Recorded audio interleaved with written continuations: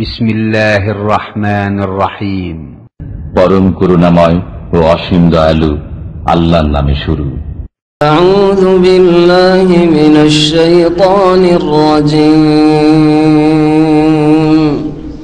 বিসমিল্লাহির রহমানির রহিম।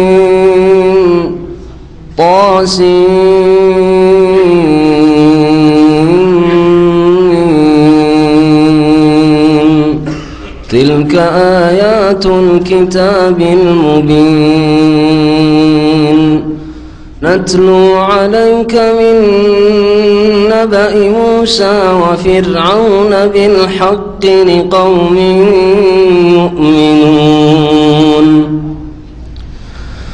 إن فرعون علا في الأرض وجعل أهلها شيعا يستضعف طائفة منهم يذبح أبناءهم ويستحيي نساءهم إنه كان من المفسدين ونريد أن نمن على الذين استضعفوا في الأرض ونجعلهم أئمة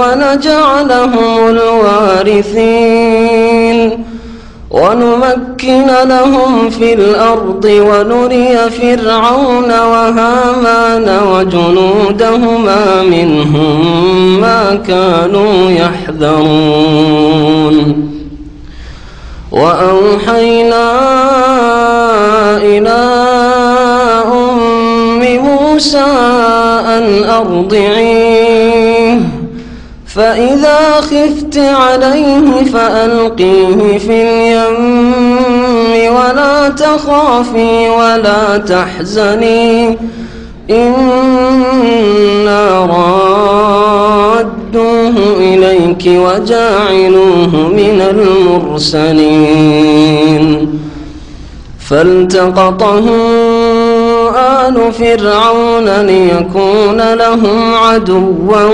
وحزنا إن فرعون وهامان وجنودهما كانوا خاطئين وقالت امرأة فرعون قرة عين لي ولك لا تقتلوه عسى أن ينفعنا أو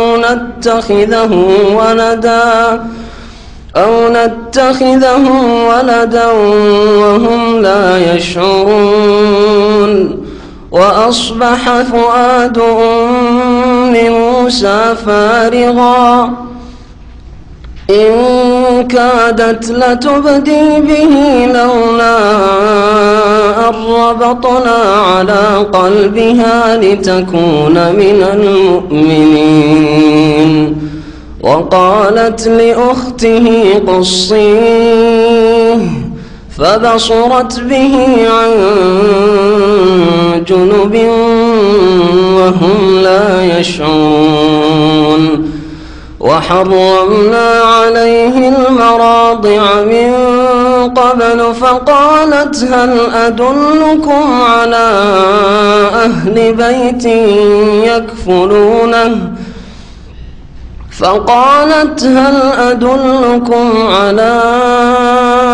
أهل بيت يكفلونه لكم وهم له ناصحون فرددناه إلى أمه كي تقر عينها ولا تحزن ولتعلم أن وعد الله حق ولكن أكثرهم لا يعلمون. السلام عليكم ورحمة الله وبركاته. إن الحمد لله نحمده ونستعينه ونستغفره ونعوذ بالله من شرور أنفسنا ومن سيئات أعمالنا من يهده الله فلا مضل له ومن يضلله فلا هادي له وأشهد أن لا إله إلا الله وحده لا شريك له وأشهد أن محمدا عبده ورسوله صلى الله تعالى عليه وعلى آله وصحبه وسلم تسليما كثيرا يا أيها الذين آمنوا اتقوا الله حق تقاته ولا تموتن إلا وأنتم مسلمون يا أيها الناس اتقوا ربكم الذي خلقكم من نفس واحدة وخلق منها زوجها وبث منهما رجالا كثيرا ونساء واتقوا الله الذي تساءلون به والأرحم إن الله كان عليكم رقيبا يا أيها الذين آمنوا اتقوا الله وقولوا قولا سديدا يصلح لكم أعمالكم ويغفر لكم ذنوبكم ومن يطع الله ورسوله فقد فاز فوزا عظيما أما بعد فإن خير الحديث كتاب الله وخير الهدي هدي محمد صلى الله عليه وسلم وشر الأمور محدثاتها وكل محدثة بدعة وكل بدعة ضلالة وكل ضلالة في النار أعوذ بالله من الشيطان الرجيم بسم الله الرحمن الرحيم طاسيم تلك آيات الكتاب المبين نتلو عليك من نبأ موسى وفرعون بالحق لقوم يؤمنون আল্লাহ পাক রব্বুল আলামিনের সমস্ত প্রশংসা যে আল্লাহ পাক রব্বুল আলামিন একক, যিনি যা ইচ্ছা করেন তাই হয়ে থাকে, আর যা তিনি চান না তার ইচ্ছার বিরুদ্ধে কোনো কিছু হতে পারে না। সালাত এবং সালাম নাযিল ফি নবী মুহাম্মদ রাসূলুল্লাহ সাল্লাল্লাহু আলাইহি সাল্লামের প্রতি, যার প্রতি আল্লাহ পাক রব্বুল আলামিন কোরআনে কারীম নাযিল করেছেন। আজকে তাফসীর করব ইনশাআল্লাহ আমরা সূরাতুল কাসাস থেকে। সূরা কাসাস, এই সূরা এই জন্য এর নাম সূরা কাসাস হয়েছে যে এই সূরার আয়াত নম্বর 25-এ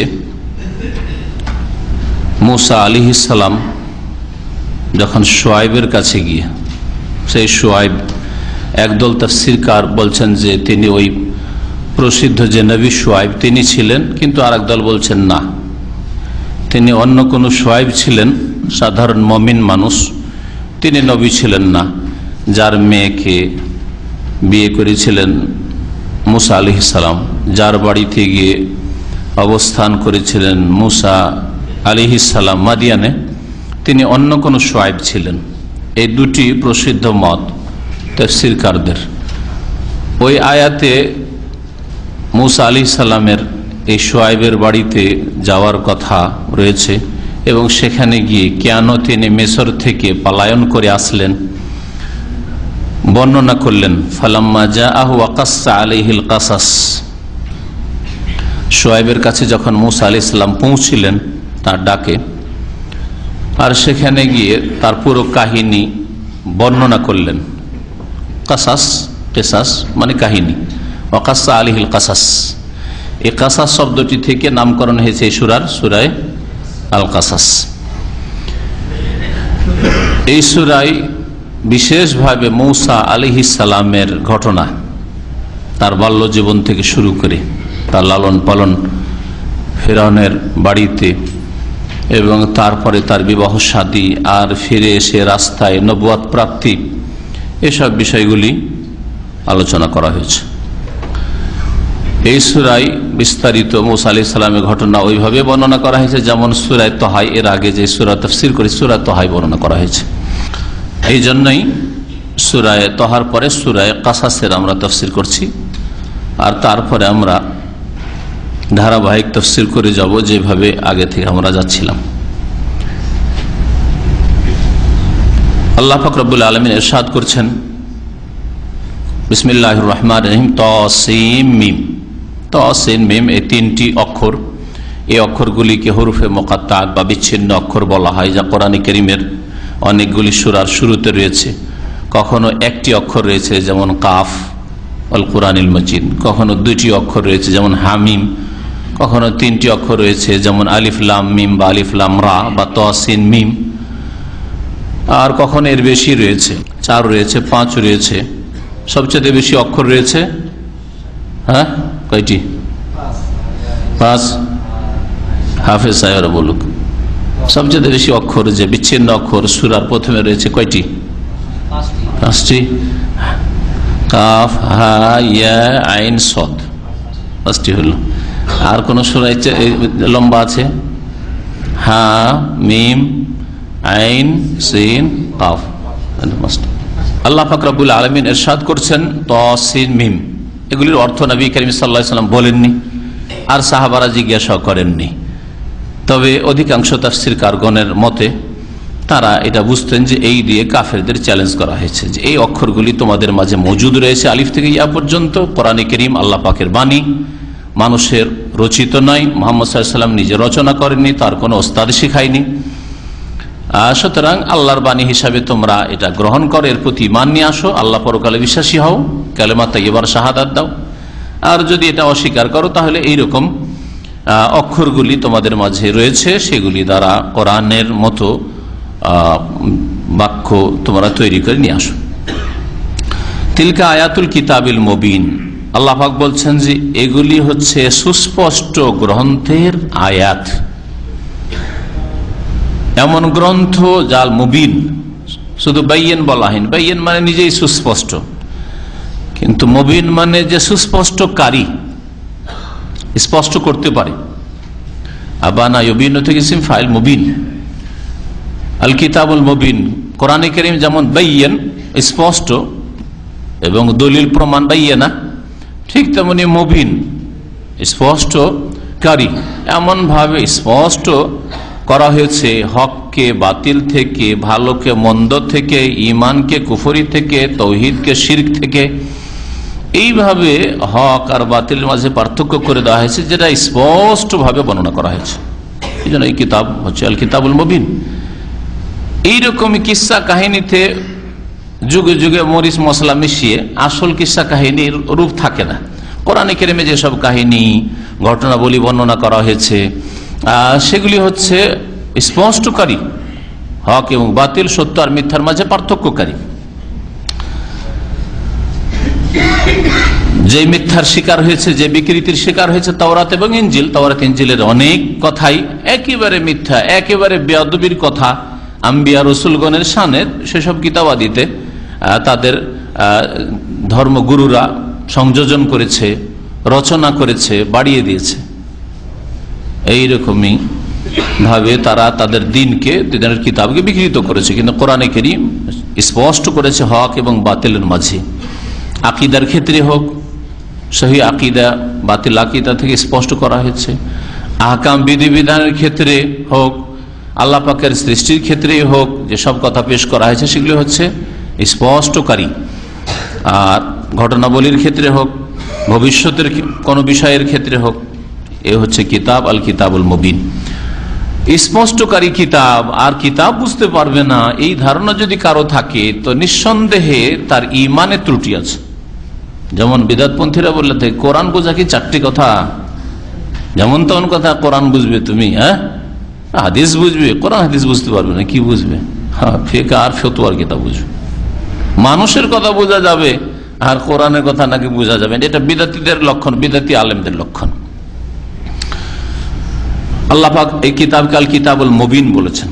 নাতলু আলাইকা মিন নাবাই মূসা ওয়া ফিরআউন বিল হক লিকওমি ইউমিনুন। এখান থেকে আল্লাহ পাক রব্বুল আলামিন বিনা কোনো ভূমিকায় শুরু করছেন বর্ণনা করা মূসা আলাইহিস সালামের কথা, আর সেই যুগের বড় জালেম ফিরআউনের কথা। এবং সেই যুগে যে দুটো সম্প্রদায় ছিল, একটা ফিরআউনের বংশ, কিবতি বংশ, আর একটা বংশ হচ্ছে মূসা আলাইহিস সালামের বংশ, যে বংশের নাম হচ্ছে বনি ইসরাইল, বনি ইসরাইল বা ইসরাইলি বংশ। অনেকে বুঝতে গিয়ে ভুল করে যে ইসরাইল কথা এসছে কোরআনে কারীমে, বনি ইসরাইল এসছে, ইয়া বনি ইসরাইল। আর বর্তমান যুগের ইহুদি রাষ্ট্র ইসরাইল বা ইসরাইল, আসলে ইসরাইল, সেটাকে ইসরাইল বলছে বাংলা ইংলিশে, কিন্তু আসলে শব্দটা ইসরাইল। এই দেশ ইহুদিদের এই রাষ্ট্রের নাম।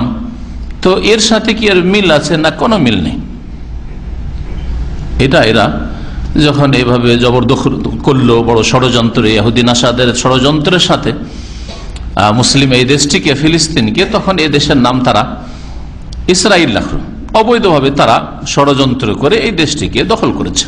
এটা তাদের দেশ নয়, এটা মুসলিমদের দেশ ফিলিস্তিন। আর ইসরাইল কোরআনে কারিমে যে বর্ণনা করা হয়েছে সেটা হচ্ছে কে? তিনি হচ্ছেন ইয়াকুব আলাইহিস সালামের নাম হচ্ছে ইসরাইল। আর বনি ইসরাইল মানে ইয়াকুব আলাইহিস সালামের আওলাদ। ইবনুনের জমা হচ্ছে বনুন, বনিন। বনিন ইসরাইল ছিল, বনি মুজাফ ইসরাইল মুজাফ ইলাইহি যখন হয়েছে তখন জমার নুনটা হযফ হয়ে গেছে বনি ইসরাইল। বনু ইসরাইল, বনি ইসরাইল।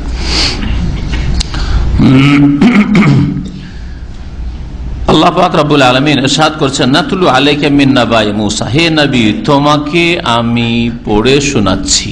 তালা ইয়াতলু মানে পাঠ করা, আবৃত্তি করা। তোমার সামনে আমি বয়ান করছি, বর্ণনা করছি। নাতলু আলাইকা তোমার সামনে বর্ণনা করছি মিন নাবাই মূসা ও ফিরআউন, মূসা আলাইহিস সালাম এবং ফিরআউনের সংবাদ থেকে, ঘটনাবলী থেকে, বিল হককে যথাযথভাবে, সত্য ঘটনা। কি উদ্দেশ্যে বয়ান করছি? কাহিনী শোনাবার জন্য নয়, সময় পার করার জন্য নয়, মজা লাগছে সেই জন্য নয়। কারণ এসব গরজে অনেকে কিস্সা কাহিনী বলে আর শোনে, তাই না? আমরা ওই দাদি নানির কাছে, মা খালাদের কাছে রাত্রে বিছানায় শুয়ে গেছি, ঘুম আসে না, কিস্সা কাহিনী সত্য আর মিথ্যা কত কি শুনতে থেকেছি, তাই না? তারা আমাদের সমাজের মুরব্বীরা উঠানে বাইরে বসে যেত আর রাতকে রাত কিস্সা কাহিনী পড়তো, কোন বই থেকে, সব গাঁজাখুরি বই থেকে, অথবা শোনাইতো। কিস্সা কাহিনী চলছে, সারা রাত জাগছে। কি উদ্দেশ্য? কোন উদ্দেশ্য থাকতো? কোন একটা উপদেশ নিত না, সংশোধন হতো, কিছুই না আসলে। তো এইসব গরজ কিস্সা কাহিনী, বাচ্চা কান্না করেছে চুপাবার জন্য, এই তোকে একটা চল কিস্সা শোনাচ্ছি, করে না? তো মেলা গরজে কিস্সা বয়ান করা হয়। কোরআনে কারিমে কিস্সা কি জন্য বয়ান? ইতিহাস জানার জন্য, জেনারেল নলেজের জন্য। জানা থাকলো, আমার জেনারেল অনেক নলেজ আছে, দুনিয়া সম্পর্কে আমি জানি, কোন দেশে কখন কি হয়েছে, কখন কি ঘটেছে জানি, কিভাবে জানি, কিস্সা কাহিনী শুনেছি, পড়েছি। তাহলে এই জন্য কিস্সা কাহিনী শোনে বা পড়ে অনেকে। কোরআনে কারিমে কি এই জন্যই কিস্সা কাহিনী বর্ণনা করা হয়েছে যে কিস্সা কাহিনী শুনে আপনার জেনারেল নলেজ বাড়াবেন, মানব জাতির ইতিহাস সম্পর্কে জানবেন, কখন কার উত্থান পতন হয়েছে, ব্যাস। না মনোরঞ্জনের জন্য, আর মানুষকে কিস্সা কাহিনী ভালো লাগে শুনতে, বলতে, পড়তে, মনোরঞ্জনের জন্য, এইসব উদ্দেশ্য নাই। কি জন্য কোরআনে কারিমে কিস্সা কাহিনী বয়ান করা হয়েছে? হ্যাঁ, মানব জাতির শিক্ষার জন্য। আর মানব জাতির মধ্য থেকে কিস্সা কাহিনী থেকে শিক্ষা ওরাই নিতে পারবে যারা বিশ্বাসী মুমিন। অবিশ্বাসী কাফির, মুশরিক, আল্লাহ পরকালে যারা বিশ্বাস করেন না, তাদের কোনো ফায়দা নেই, তাদের কোনো ফায়দা নেই। ওয়ালা ইয়াজিদুজ জালিমিনা ইল্লা খাসারা। এইজন্য আল্লাহ পাক বলেছেন যে কোরআনে কারীম জালেমদের ক্ষতিকে বৃদ্ধি করে। কোরআনে কারীম হেদায়েত করে হুদাল্লিল মুত্তাকিন, আল্লাহ ভীরুদেরকে।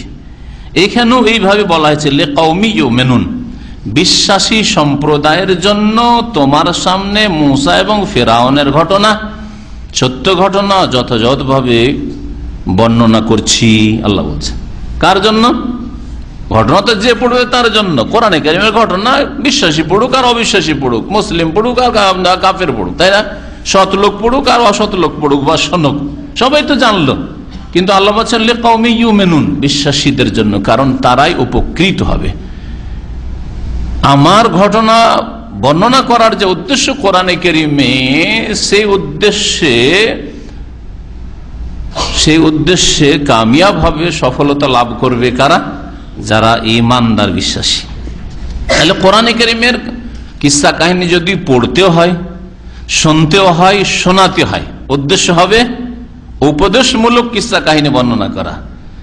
আর ধরিয়ে দিল ওয়াইজ, আমাদের দেশের বক্তারা 3-4-5 ঘন্টা চলছে, সারা রাত ব্যাপী জলসা, আর কিস্সা কাহিনী ছাড়া কি শিখে আসলেন? আপনি কিছুই জানলেন না, যেটা প্রচলিত আমাদের দেশের ওয়াজ মাহফিল। এই জন্য সমাজের কোনো সংস্কারমূলক কাজ হয় না আমাদের দেশে তেমন, এইসব ওয়াজ মাহফিলের মাধ্যমে।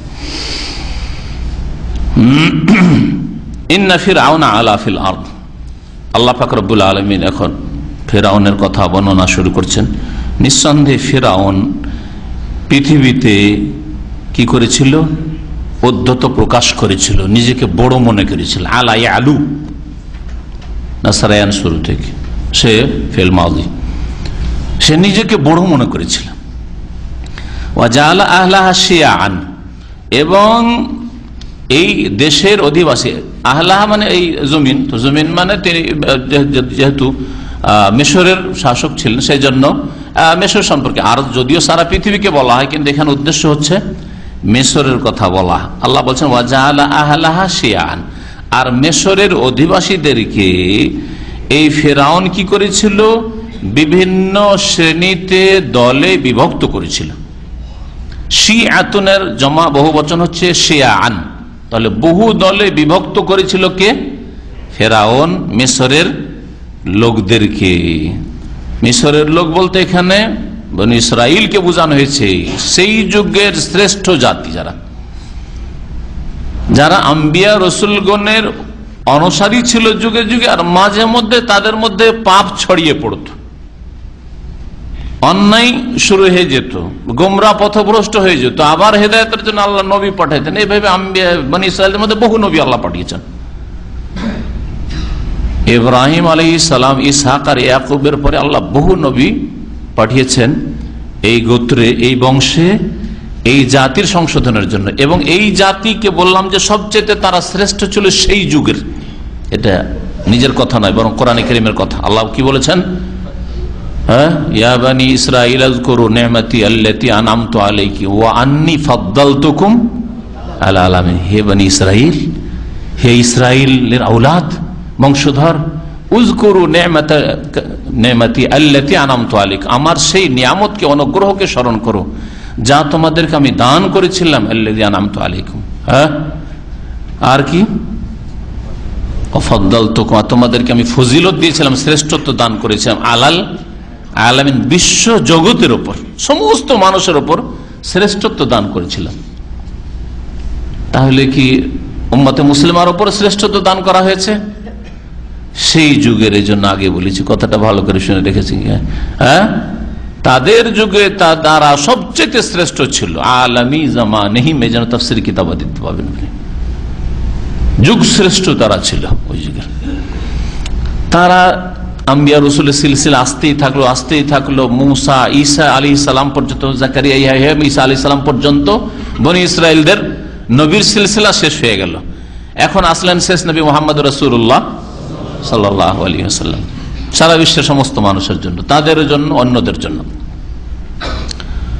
তাদের অযোগ্যতা যখন প্রমাণ হয়ে গেল, তাদের অন্যায়ের কারণে পরপর অন্যায় চলতে আছে, পাপ, শিরক, কুফরি, ধর্মকে বিকৃত করা, তাওরাত ইনজিলকে বদলে দেওয়া ইত্যাদি, মন গড় নিজের কথা ঢুকিয়ে দেওয়া, তাদের কিছু কাটছাট করা ইত্যাদি, এসব যখন ঢুকে পড়লো, দিনকে আসল রূপে রাখলোই না, আল্লাহ তাদেরকে অযোগ্য প্রমাণ করে দিয়ে আল্লাহ পাক শ্রেষ্ঠ উম্মতকে নিয়ে আসলেন। আর আল্লাহ পাক কোরআনে কারীমে ঘোষণা করলেন, কুনতুম খায়রা উম্মাহ, তোমরাই হচ্ছে এখন শ্রেষ্ঠ উম্মত। আর ইসরাইলিরা, বনি ইসরাইল, তারা শ্রেষ্ঠ উম্মত নয়, তোমরা হচ্ছে শ্রেষ্ঠ উম্মত। কিন্তু কিসের ভিত্তিতে? রূপ চেহারার ভিত্তিতে, যে জাতিতে মুসলিম হলে শ্রেষ্ঠ উম্মত নাকি? কখনো না। আল্লাহ যেন তারপরে বলেছেন যে তা'মুরুনা বিল মারুফ, তোমরা যদি শ্রেষ্ঠত্ব বজায় রাখতে চাও, বহাল রাখতে চাও, তবে ভালো কাজের নির্দেশ দেবে, ভালো কাজকে বাড়াবে। ব্যক্তি থেকে শুরু করে নেতৃত্ব পর্যন্ত যতগুলি স্তর রয়েছে, পরিবার, সমাজ, দেশ, সারা বিশ্ব, যেখানে যে পারবে তোমরা ভালোকে বৃদ্ধি করার চেষ্টা করবে। তা'মুরুনা বিল মারুফ, ভালো কাজের নির্দেশ দেবে, ভালো কাজ বাড়ুক, ভালো লোক বাড়ুক, খারাপ লোক কমুক, এই চেষ্টা করবে। অন্যায় নির্মূল হোক, পাপ লুকিয়ে যাক, এই জমিন থেকে হারিয়ে যাক, পাপ নেই, পাপী নেই, এরকম হয়ে যাক, এই চেষ্টা থাকবে। এটা হচ্ছে তা'মুরুনা বিল মারুফ। তা'মুরুনা বিল মারুফ মানে নয় যে কোনো সময় একটা ভালো কথা বলেন হয়ে গেল। তা'মুরুনা বিল মারুফ ওয়া তানহাউনা আনিল মুনকার, আর অন্যায়ে বাধা দেবে, যার যেমন ক্ষমতা আছে, কারো বল প্রয়োগ করার বাধা আছে, কোনখানে বল প্রয়োগ করার বাধা আছে, আর এক জায়গায় আপনার বল প্রয়োগ করার বাধা নেই, সেখানে মুখে বলার ক্ষমতা আছে, আর এক জায়গায় মুখেও বলার ক্ষমতা নেই, সেখানে অন্তর থেকে ঘৃণা করে প্রতিবাদ আর সেই সমাজ ছেড়ে দেওয়া বা তাদের থেকে কেটে পড়ার ক্ষমতা আছে, ইত্যাদি ইত্যাদি। ওয়াযালিকা যাফুল ঈমান, এটা হচ্ছে দুর্বল ঈমান। অন্যায়কে নির্মূল করবে, তা না হয় মুনকার। ওয়া তুমিনুনা বিল্লাহ, আল্লাহর প্রতি ঈমানদার হবে, বিশ্বাসী হবে, মুশরিক হবে না। ইসলামের নামে কবর মাজার পূজা, পীর পূজায় লিপ্ত হবে না, ব্যক্তি পূজায় লিপ্ত হবে না, অন্ধবিশ্বাসী হবে না। তুমিনুনা বিল্লাহ, আর আল্লাহর প্রতি ঈমানের যেসব শাখা প্রশাখা রয়েছে বা ঈমানের যেসব স্তম্ভ রয়েছে, সেগুলি সবগুলি এর মধ্যে শামিল। তাহলে এই তিনটি গুণ যদি থাকে তাহলে শ্রেষ্ঠ উম্মত হবে, আল্লাহ পাক বলেছেন।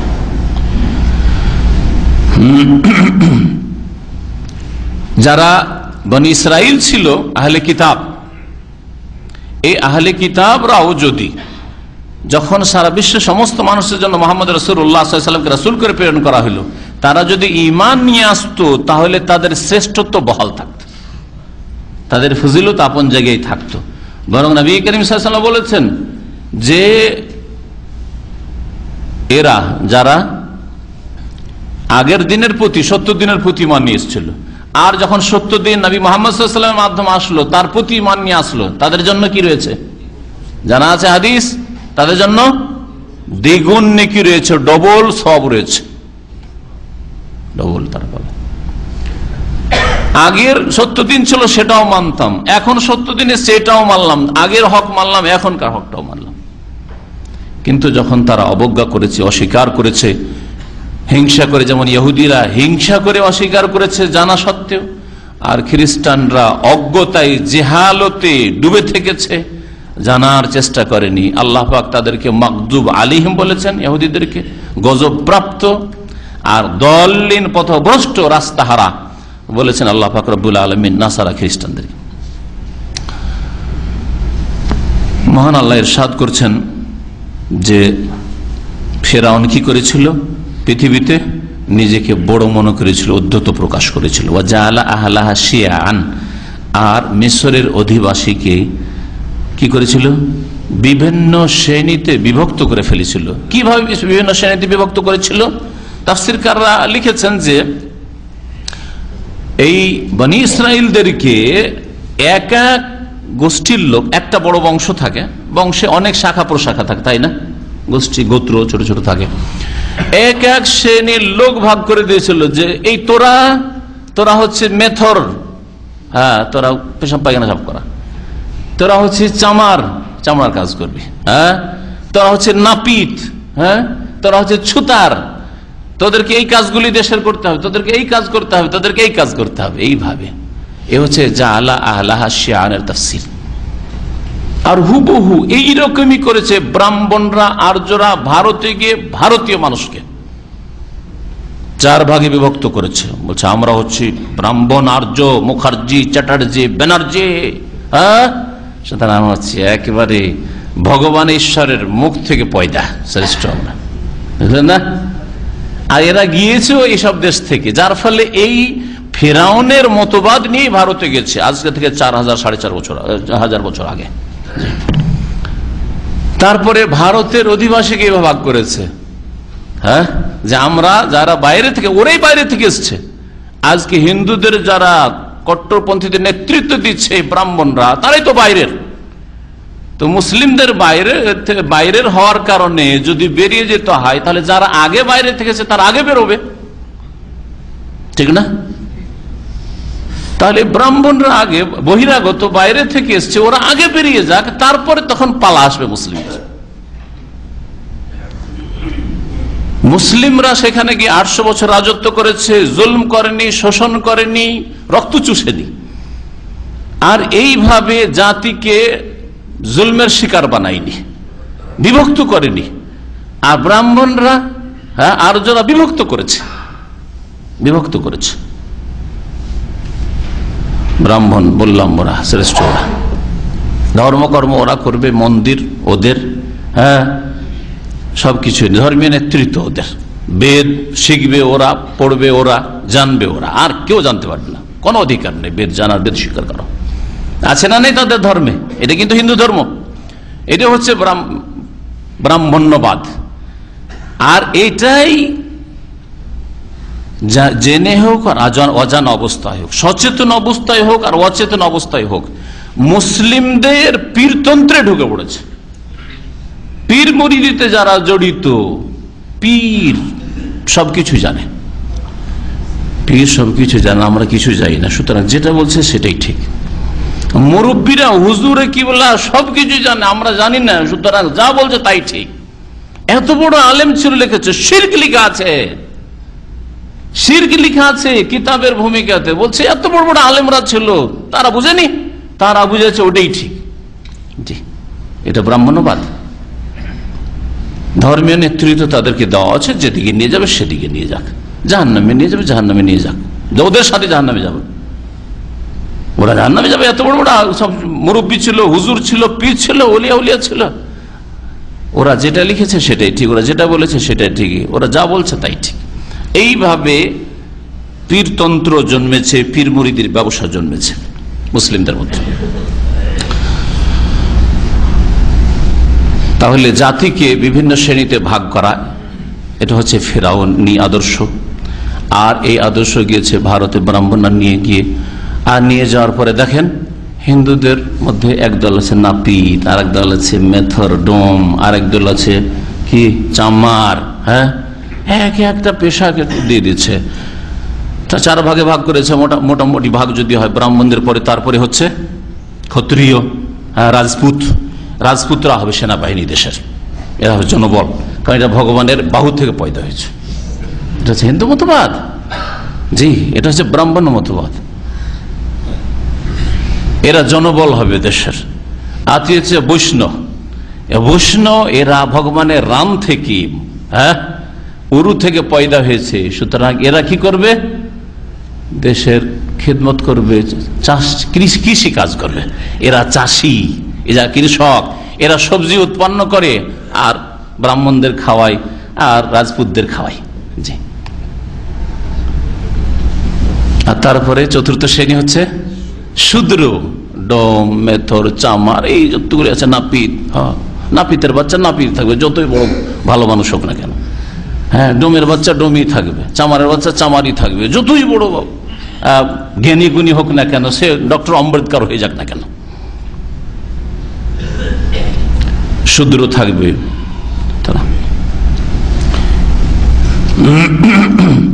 এটা হচ্ছে ফেরাউনি ধর্ম, এটা হচ্ছে ফেরাউন ধর্ম। আল্লাহ পাক তাই বলেছেন এখানে কোরআনে কারীম, ইয়াস্তাযিফু তায়েফাতাম মিনহুম।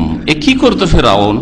তাদের এক দলকে বড় দুর্বল করে রেখেছিল, তাদের এক দলকে বড় দুর্বল করে রেখেছিল। অর্থাৎ দুটো দল সেখানে ছিল, একটা ছিল তার বংশ কিপ্তি, তারা নেতৃত্বে রোলিং ক্ষমতা তাদের কাছে আছে, পাওয়ার তাদের কাছে, আর গোলাম দাস দাসী হচ্ছে কারা?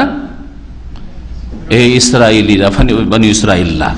এদেরকে দুর্বল করে রেখেছিল। আর দুর্বল করার জন্য যেসব পদক্ষেপ, কোন জাতির মেরুদণ্ড ভাঙার জন্য, দুর্বল করার জন্য যেসব পদক্ষেপ করতে হয়, জালেম শাসকরা করে থাকে, জালেম শাসকরা করে থাকে। আর তাই করছে ইতিহাসে। এই ফেরাউনি চরিত্রের আবৃত্তি ঘটছে, পুনরাবৃত্তি ঘটছে। ভারতেও কট্টর যেগুলো হিন্দু সংগঠন, তাদের প্ল্যানিং, যেসব এলাকায় মুসলিমদের হাতে ইকোনমি রয়েছে, অর্থনীতি রয়েছে, ব্যবসা বাণিজ্য রয়েছে, তাদের মেরুদণ্ড ভেঙে দাও, দাঙ্গা ফাসাদ করাচ্ছে। মিথ্যা কিছু সাজিয়ে তারাই কিছু করে দিয়ে দাঙ্গা ফাসাদ। এই জন্য মুরাদাবাদে দাঙ্গা ফাসাদ, মিরাটে দাঙ্গা ফাসাদ, ভাগলপুরে দাঙ্গা ফাসাদ, বেনারসে দাঙ্গা ফাসাদ, গুজরাটে দাঙ্গা ফাসাদ, আহমদাবাদে দাঙ্গা ফাসাদ, দাঙ্গা ফাসাদ। আজ এখানে দুর্বল হয়ে আছে, হ্যাঁ, দুর্বলদের প্রয়োজন রয়েছে। এই জন্য কোন একজন ভালো বক্তা, স্কলার বলেছে যে ভারতে মুসলিম থাকতে দিতে চাই তারা, এই কট্টরপন্থী হিন্দুরা, কিন্তু কিরকম মুসলিম? রিক্সা চালক, রিক্সাতে করে আমাদেরকে বই নিয়ে যাবে, রিক্সা চালাবে কিন্তু এইরকম গরিব মুসলমানের দরকার আছে। এটাই ছিল প্ল্যান ফেরাউনের। এটা হচ্ছে ফেরাউনের চরিত্র। আল্লাহ পাক রব্বুল আলামিন ইরশাদ করছেন যে এক দলকে বড় দুর্বল করে রেখেছিল, আর দুর্বল করার জন্য যেসব কলা কৌশল করতে হয় তাই ফেরাউন করত। ইউযাব্বিহু আবনাআহুম, তাই তাদের পুরুষদেরকে, ছেলে সন্তানদেরকে জবাই করে দিত। ওয়া ইয়াস্তাহি নিসাআহুম, আর জীবন্ত রাখতো, বাঁচিয়ে রাখতো তাদের মেয়েদেরকে। মেয়ে সন্তানের প্রয়োজন রয়েছে, এগুলি আমাদের ঘরে দাসী হবে। আর ছেলে যদিও চাকরের প্রয়োজন রয়েছে, কিন্তু ছেলেদেরকে জবাই করা শুরু করলো ফেরাউন। কেন?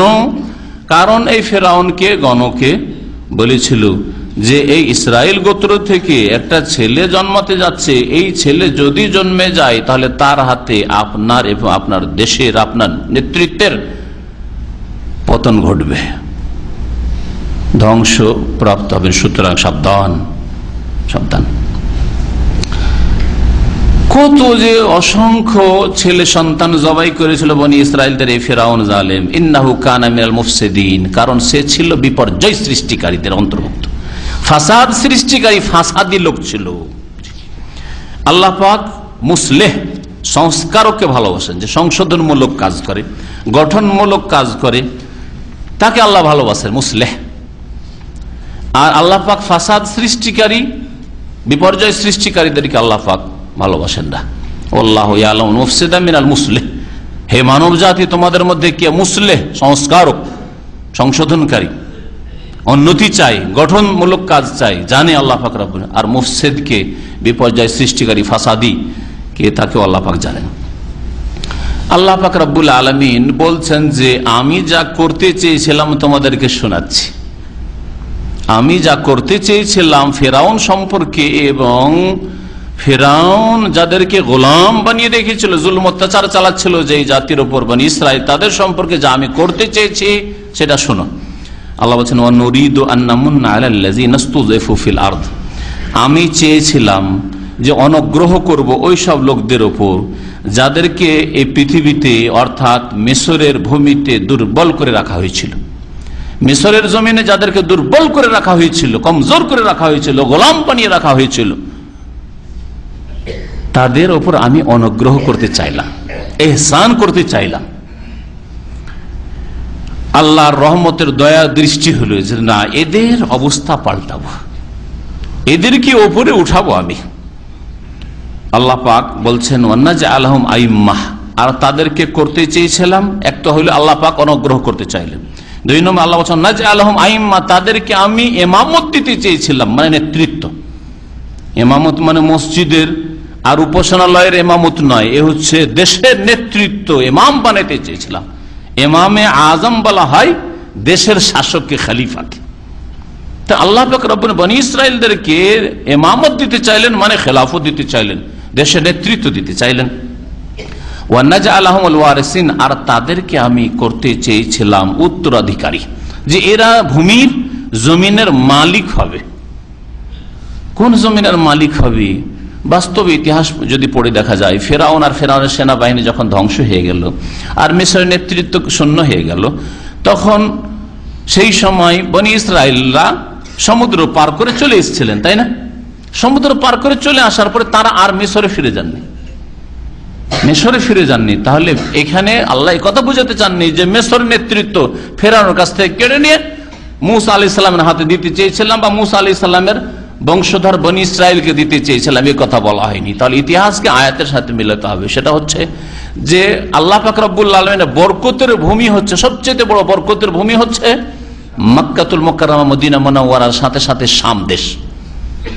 যেই বৃহৎ শামের, বিশেষ করে ফিলিস্তিনের অংশ, প্যালেস্টাইনের অংশ, যেখানে বাইতুল মুকাদ্দাস রয়েছে, তৃতীয় পবিত্র মসজিদ রয়েছে, যেটা হচ্ছে নবী করিম সাল্লাল্লাহু আলাইহি ওয়াসাল্লাম ইসরা এবং মেরাজের স্থান, যেখান থেকে আল্লাহ পাক আকাশের সফরে নিয়ে গেছেন মুহাম্মদ রাসূলুল্লাহ সাল্লাল্লাহু আলাইহি ওয়াসাল্লামকে, যেটা হচ্ছে আরদুল আম্বিয়া, অসংখ্য নবীদের ভূমি, জন্মস্থান, যেখানে অসংখ্য নবীদের ইন্তেকাল হয়েছে, সেই ফিলিস্তিন, এখানকার নেতৃত্ব দিতে চেয়েছিল, উত্তরাধিকারী বানাতে চেয়েছিলাম। আল্লাহ পাক বলছেন ওয়ানুমাক্কিনা লাহুম ফিল আরদ, আর তাদেরকে আমি পৃথিবীতে শক্তিশালী করতে চেয়েছিলাম। আল্লাহ পাক শক্তিশালী করতে চেয়েছিলেন। দেখেন, নেতৃত্ব হচ্ছে দুই রকম। এই জন্য আল্লাহ পাক নেতৃত্বের কথা বলার পর আবার তামকিনের কথা, নোমাক্কেনা বলছেন। এক হচ্ছে নেতৃত্ব লাটিমের মতো, লাটিম বুঝেন তো না, লাট্টুর মতো। লাট্টুকে যেভাবে ঘুরাবেন যতক্ষণ স্পিড থাকবে ঘুরতে থাকবে, তাই না? তো এইরকমও রাজত্ব আছে যে লাঠিমার মতো কাফের ঘুরিয়ে দিল, যেভাবে ঘোরাচ্ছে যতটা ঘোরাচ্ছে ঘুরছে। তো নেতৃত্বটা আছে, কিন্তু এই নেতৃত্বকে ঘোরাচ্ছে কি? কুফরি শক্তি, বাতিল শক্তি, জালেম শক্তি। তাহলে নেতৃত্ব আছে কিন্তু তামকিন নেই, শক্তি, নিজের শক্তি নেই, স্বয়ং সম্পূর্ণ নিজের ক্ষমতা দিয়ে চলতে পারে না। তাই ইহুদি নাসারা যেভাবে চালায় চলে, কুফরি শক্তি, বাতিল শক্তি, নাস্তিক শক্তি যেভাবে চলতে বলে চলে। জি, এই নেতৃত্বের কোনো মূল্য নেই, এই ইমামতের কোনো মূল্য নেই। আল্লাহ পাক রব্বুল আলামিন বনি ইসরাইলদের সম্পর্কে বলছে তাদেরকে আইমা মানে নেতাও বানাইতে চেয়েছি। আর নেতা কেমন? অনুমাক্কিনা লাহুম ফিল আরদ, পৃথিবীতে তাদেরকে শক্তিশালী করতে চেয়েছি। আর কি করতে চেয়েছি? এটা হলো তাদের সম্পর্কে। আর তাদের যারা শত্রু ফেরাউন এবং ফেরাউনের অনুসারী, তাদেরকে মজা দেখাতে চেয়েছি। যাকে ভয় করতো সেটাই দেখাতে চেয়েছি, যার আশঙ্কা ছিল সেখান পর্যন্ত পৌঁছাতে চেয়েছি। আল্লাহ বলছেন ওয়ানুরিয়া ফিরআউন ওয়া হামান, আর আমি দেখাতে চেয়েছি ফিরআউনকে আর হামানকে, তার প্রধানমন্ত্রী। ফিরআউন হচ্ছে রাজা আর তার প্রধানমন্ত্রী হচ্ছে হামান। অজুনুদাহুমা, আর তার সেনাবাহিনীকে, তাদের সেনাবাহিনীকে। মিনহুম, তাদের পক্ষ থেকে, মিনহুম মানে বনি ইসরাইলদের পক্ষ দেখাতেছে, মা কানু ইয়াহজারুন, যা সম্পর্কে তার আশঙ্কা করত, সতর্কতা অবলম্বন করেছে। সতর্কতামূলক বনি ইসরাইলদের ছেলেদেরকে যুগ যুগ ধরে জবাই করে আসছে। দেখাতে চেয়েছিলাম জবাই করছো, যাতে করে বাঁচতে পারো, যাতে করে দেশকে রক্ষা করতে পারো, যাতে করে নেতৃত্ব রক্ষা করতে পারো, যাতে করে জুলুম চালাতে থাকো। হ্যাঁ, দেখিয়ে ছাড়বো, সেখান পর্যন্ত পৌঁছিয়ে ছাড়বো। আল্লাহ পাক পৌঁছিয়ে দিলে সেখানে। কিভাবে এটা হইল? তাফসীরকাররা লিখেছেন, তাফসীর ইবনে কাসিরে বিস্তারিত রয়েছে, অন্যান্য তাফসীর রয়েছে, যে এইভাবে প্রতি বছর ছেলে সন্তান জবাই করে দেওয়া হয়। তো মুসার জন্ম হইল কি করে তাহলে? হ্যাঁ, আর হারুনেরই বা জন্ম কেমন করে হইল? মুসা তো মেনে নিতে পারেন যে ঠিক আছে, মুসা হয়ে যাওয়ার পরে যখন আশঙ্কা হলো তার পানিতে ভাসাইতে হইলো, আশঙ্কা আছে জবাই করে দিবি। তো হারুন কি করে হলো? হারুন তো 1-2 বছর বা 3 বছরেরই বড় হবে। কার? মুসা আলাইহিস সালামের। তাহলে হারুন আবার কি করে আসলো? প্রশ্ন জেগেছে, এর আগে জাগেনি, আমি জাগাইলাম প্রশ্নের উত্তর কোথায়? যদি জবাই করে দিচ্ছে সব ছেলেদেরকে, ছেলে সন্তানকে, তো হারুন আবার কোথেকে আসলো? হারুন তো মুসা আলাইহিস সালামের বড়। তাফসীরকাররা লিখেছেন যে যখন এইভাবে জবাই করা শুরু করলো, দেখা গেল যে দেশের লোক সংখ্যা কমে যাচ্ছে, বিশেষ করে খাদেমদের সংখ্যা কমে যাচ্ছে। এখন দেশের কৃষি কাজ করাইতে হবে, মেহনতের কাজ, পরিশ্রমের কাজ, যেগুলো কঠোর পরিশ্রমের কাজ নেতারা কি করে করবে? আর নেতার বংশ ফেরাউনের বংশের লোক কি করে করতে পারে? এরা তো মন্ত্রী মিনিস্টার, এরা আবার কি করে করবে? তো গরিবদের প্রয়োজন আছে, আর গরিবদেরকে তো জবাই করে দিচ্ছে। তো এই কাজগুলি করবে কে? তাহলে তো আমাদেরকে চাষি হইতে সাজতে হবে, পেটের ভাতের জন্য, খাওয়ার জন্য। আমাদেরকে তো মেহনত পরিশ্রম করতে হবে, আমাদেরকে তো গরু বলদ পোষা শুরু করতে হবে, তাই না? তাহলে মেহনত পরিশ্রমের কাজ আমাদের পক্ষে করা সম্ভব নয়। তখন এই রাজা ফেরাউনকে পরামর্শ দিল, তার পরামর্শদাতারা, যে এটা কেমন হচ্ছে, এটা তো মুশকিল হয়ে যাবে দেশ পরিচালনা করা, আমাদের সেবা যত্ন কে করবে, আমাদের খেদমত কে করবে, এবার প্রতি বছর জবাই করে দিলে। তখন পরামর্শ করে একটা সিদ্ধান্ত হলো, যে কাজ করা যাক, 1 বছর যে ছেলেগুলো জন্মাবে সবগুলো জবাই করে দাও, আর আগামী বছর আর 1 বছর যে ছেলেগুলো জন্মাবে ওগুলোকে ছেড়ে দাও। তাহলে কিছু তো থাকবে এই বনি ইসরাইলদের, ওদেরকে যারা বেঁচে থাকবে ওদেরকে খাদেম বানাবো, লোক সংখ্যা কমবে, তাদের পরিবার পরিকল্পনা, এর নাম হচ্ছে পরিবার পরিকল্পনা, ফ্যামিলি প্ল্যানিং। দেশে জায়গা হচ্ছে না, বাংলাদেশে লোক বেড়ে যাচ্ছে, ভারতে লোক বেড়ে যাচ্ছে, জমিন তার বাড়ে না, পাকিস্তানে লোক বেড়ে যাচ্ছে, জায়গা তার বাড়ে না, হ্যাঁ, ম্যাপ তো আর বড় হয় না। সুতরাং জবাই করতে হবে, জবাই করতে হবে, বেশি বাচ্চা নেবেন না। কিছুদিন বলা হলো ছেলে হোক আর মেয়ে হোক দুটো নেন, এখন বলছে ছেলে হোক আর মেয়ে হোক একটি। হ্যাঁ, আর তারপরে মুসলিম, যেহেতু বাংলা ভাষী, বাঙালি মুসলিম, ইসলাম প্রিয়, ইসলামকে ভালোবাসে, দ্বীনকে ভালোবাসে, আল্লাহ এবং আল্লাহকে ভয় করে, আল্লাহ রসুলকে ভালোবাসে, আখিরাত সম্পর্কে অনেকে চিন্তাশীল, বেশি বাচ্চা নিতে চাই। সুতরাং আরেক ষড়যন্ত্র, যে নার্সিং হোমে আসলেই জবাই করবো, জবাই করবো, যাতে করে আর ভয় দেখিয়ে দেবো যে তবে দেখো ইয়ে হয়েছে, কি বলছো এটা, সিজার বাচ্চা হয়েছে, তোমার বেশি নেওয়া যাবে না, আর সাবধান সাবধান থাকবে, আর বাচ্চা নেবে না, দুটো হয়ে গেছে আর মোটেই নয়, না হলে প্রাণ নাশ হবে, তোমার বিবি মারা যাবে। এইভাবে ভয় দেখিয়ে দিচ্ছে। অথচ সৌদি আরবে এখানে পাশে একটা ফ্যামিলি বাস করে, বাংলাদেশ ফ্যামিলি, সিজারে 5টা বাচ্চা হয়েছে, আমি চিনি, এই তাদাবিতে হয়েছে এখানে। কিন্তু ভারত বাংলাদেশ কি শেখানো হয়?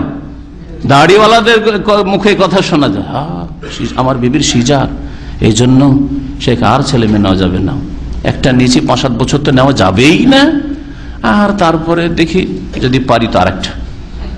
বুঝতে পারছেন? এবার পর ফেরাউনি চরিত্র, এই যে প্ল্যানিং, যে ফ্যামিলি প্ল্যানিং, এটা হচ্ছে ফেরাউনি কাজ। ঠিক, ফেরাউন এই কাজই করেছিল যে লোকের প্রয়োজন আছে, সুতরাং 1 বছর আসতে দাও, মারবো না 1 বছর, আর যদি প্রতি বছর আসতে থাকে তাহলে শত্রু সংখ্যা বেড়ে যাবে, তাহলে আশঙ্কা আছে, সুতরাং আরেক বছর জবাই করো। হ্যাঁ, বনি ইসরায়েলদের ছেলেদেরকে জবাই করো।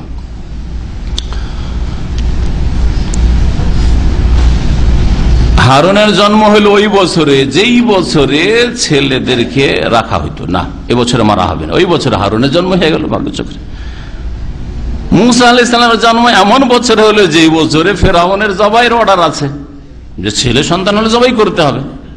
এই মুসা আলাইহিস সালামের জন্ম হয়ে গেল, কিন্তু জবাই হবে। মায়ের পেটে বাচ্চা আসলো, কিন্তু আল্লাহ পাক রব্বুল আলামিনের বিশেষ কুদরতে ক্ষমতায় আশেপাশের কেউ টের পেল না। ফেরাউনের তরফ থেকে ছাড়া, পাড়াই পাড়াই, ঘরে ঘরে তদন্তের জন্য ছাড়া ধাত্রীরা সন্ধানই পেল না যে এর পেটে বাচ্চা আছে, বুঝতেই পারল না।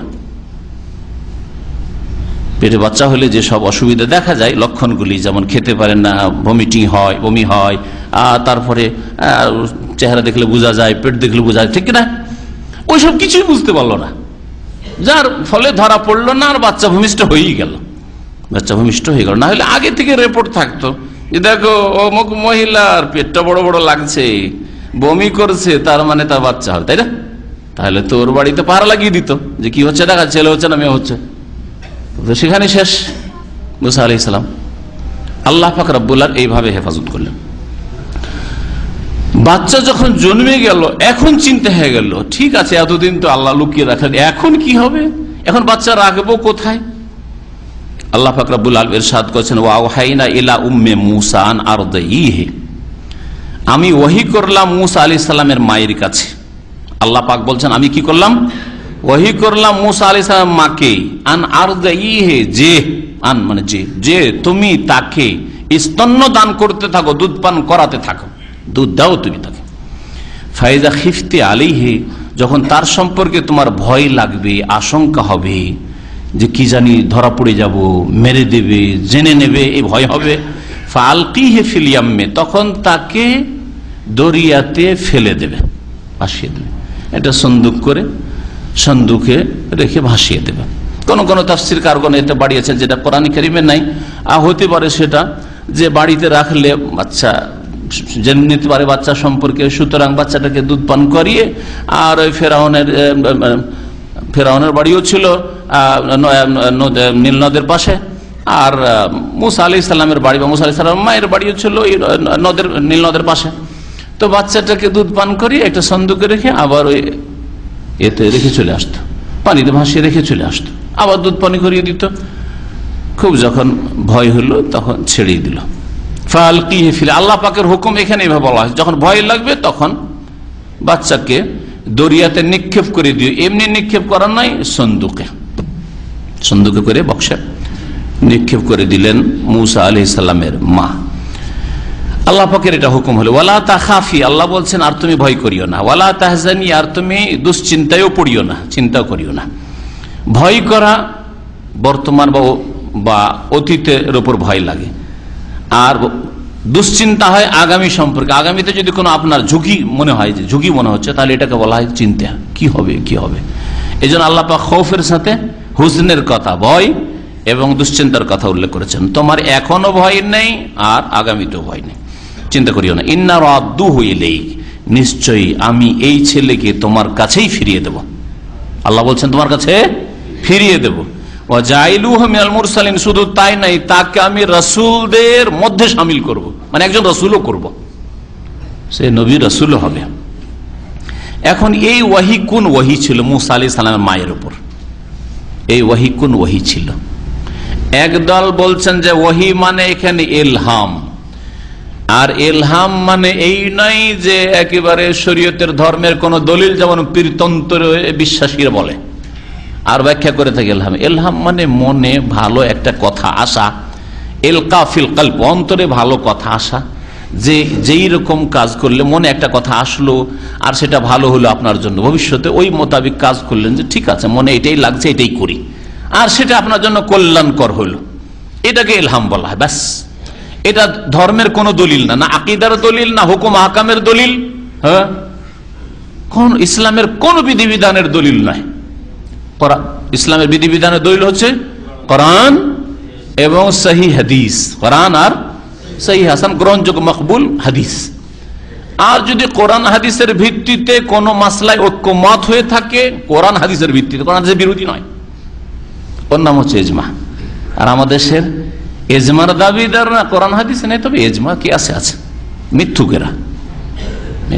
কোরআন এবং হাদিস আছে আর ওই বিষয়টাই দ্বিমত হয়নি, একমত হয়ে গেছে, তাহলে এটা ইজমা। 5 ওয়াক্ত নামাজ ফরজ, ইজমা। কিন্তু নামাজে রাফায়দান করবেন কি করবেন না, না ইজমা না ইখতিলাফ, ইখতিলাফের বিপরীত হচ্ছে ইজমা। জামাতে নামাজ পড়া সুন্নতে মুআক্কাদা না ওয়াজিব ফরজ, ইখতিলাফ আছে, তাহলে এটা ইজমার মাসলা নাই। কিন্তু 5 ওয়াক্ত নামাজ পড়তে হবে, এটা হচ্ছে ইজমা, এর নাম ইজমা। তাহলে ইজমা কোরআন হাদিস ভিত্তি, কোরআন হাদিস বিরোধী নয়, পীর ধরতে হবে বুঝে ইজমা হয়ে গেছে। যত বাতিল সব ইজমা হয়ে গেছে। হ্যাঁ, একটা মযহাব ধরতে ইজমা হয়ে গেছে, কোথায় ইজমা হইলো? সবসময় একদল বলে আসছে যে কোরআন হাদিস মেনে যেতে হবে, কোরআন হাদিসকে বলবৎ রাখতে, কোরআন হাদিসের বিধানকে আল্লাহ পাক ফরজ করেছেন, আতিউল্লাহ ওয়া আতিউর রাসূল। আর কোন একজন মানুষকে রসুল ছাড়া মানতে হবে এরকম কথা তো কোরআন হাদিসে নেই, তাহলে মোজাব করতে ফরজ হয়ে গেল। আবার এক ইসলাম 4 কি করে হয়ে গেল?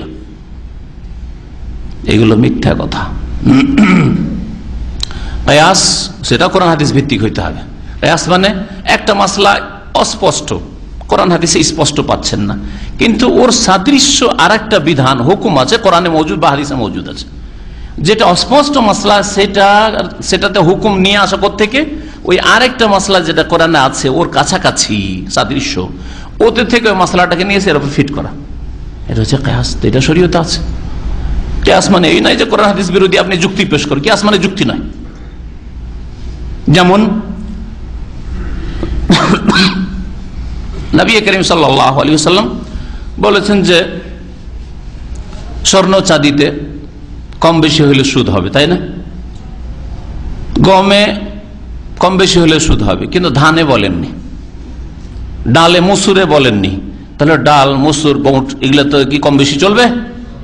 চলবে না। তাহলে এই যে 6টা জিনিসের কথা বলেছেন ওইগুলির উপর কিয়াস করতে হয় বাকি খাদ্যদ্রব্যকে বা বাকি জিনিসগুলিকে, এর নাম হচ্ছে কিয়াস। কিয়াসের নাম দিয়ে আর ইজমার নাম দিয়ে মুসলিম সমাজকে ধোঁকা দেওয়া, কারণ মুসলিম সমাজ দিন শিখতে চায় না, ধোঁকা দিয়ে তাদেরকে গুমরাহ করা আর এক উম্মতকে কয়েক উম্মতে ভাগ করা, এটা ইসলাম নয়, এটা হচ্ছে ইসলাম বিরোধী কথা কাজ।